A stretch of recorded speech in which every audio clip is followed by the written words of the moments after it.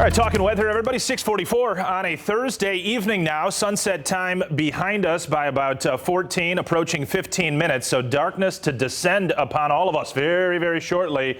Nothing more than a very rare sprinkle or flurry expected from where we stand right now through tomorrow morning. Not anticipating even enough precipitation to turn the pavement damp really anywhere within the viewing area. Maybe a few more sprinkles along the immediate shoreline. That's what the models are showing as we go through this deep overnight, but it isn't going to be much here, everybody. 42 degrees is what we've got on the thermometer in Grand Rapids. A west, very light breeze around 5 miles per hour.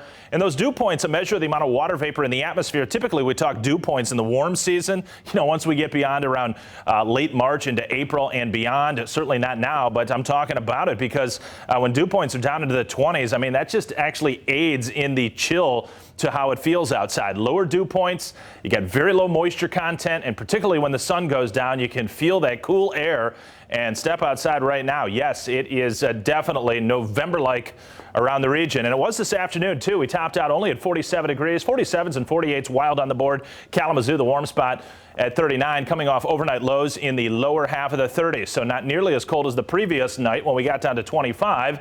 And I spelled that out for you yesterday with the perfect radiational cooling conditions we had for a series of hours that particular morning. Yeah, that meant the clear skies, the light winds, the dry air mass. Well, last night, as we mentioned on the 6 o'clock show, we'd have a lot of clouds that start to build in and prevent that drop off. Same deal for this overnight period. It's partly cloudy right now. Breaks in those clouds I've noticed pretty much every time I've stepped outside here at Fox 17 this afternoon and evening. I think that maintains over the next several hours, and then more clouds tend to gather again into the overnight, and that stymies any big drop off on a thermometer tonight. Call it 34 in Grand Rapids. Maybe you get down to 31, 32 here in these periphery areas more inland, but that would be brief because I think, as I say, more clouds in the overnight tending to envelop the viewing area, or at least a lot of us. And when you get those clouds to come in, typically the numbers do go up a few degrees, and we're likely to wake up tomorrow morning to temperatures between about 34 and 36 degrees as you step outside. We go to 50 on Friday, 54 Saturday, 61 Sunday.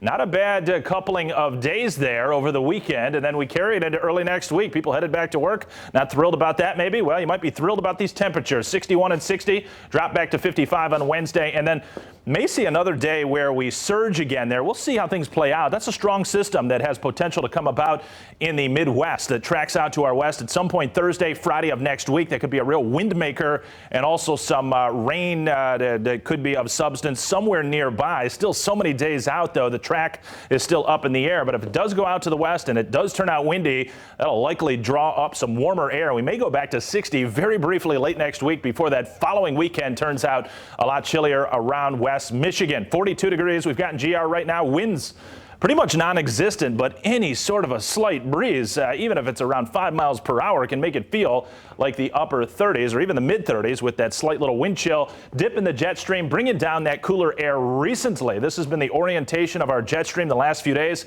Still holds that way, but this white little dashed arrow line is going to be gliding off to the east, allowing for some of that milder and warmer air in the southwestern states. Though it's not real warm, I was looking at current temperatures across the nation. It is warmer, and that will be coming in, it looks like, later Saturday into especially Sunday, Monday, and Tuesday, and that's why I've got the temperatures in the lower 60s at that point. We've got broken clouds around the region right now, and again, not capable of producing anything more than a sprinkle or two or a flurry or two as we go forward. This high-resolution modeling detecting some of those breaks in the clouds, but then, as I mentioned, late night, overnight, we do tend to kind of blossom the cloud pattern once again, so likely waking up to a fair amount of clouds. Could be a couple breaks in the clouds tomorrow morning, but probably mostly cloudy, and then shaking out more in the way of sunshine through the afternoon.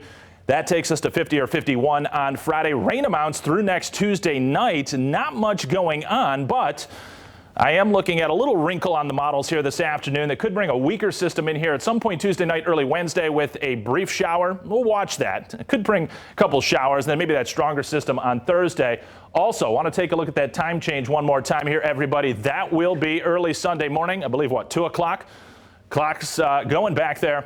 Got a sunrise on Sunday morning at 7:20. That'll be nice. Daylight earlier, but it's getting darker earlier in the afternoon. Sunset at 5:23 on Sunday, but look at that high temperature. Not too bad. Lower 60s, and we'll carry that into early next week.